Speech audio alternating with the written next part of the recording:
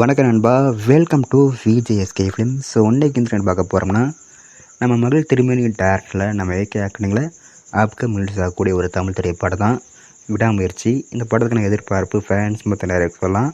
And படத்துக்கான star cast பார்த்தீங்கன்னா, நம்ம AK, Trisha, Arjun, Regina Cassandra, Aarav மற்றும் பல தமிழ் ஸ்டார் காஸ்ட் இந்த படம் நடத்திருக்காங்க.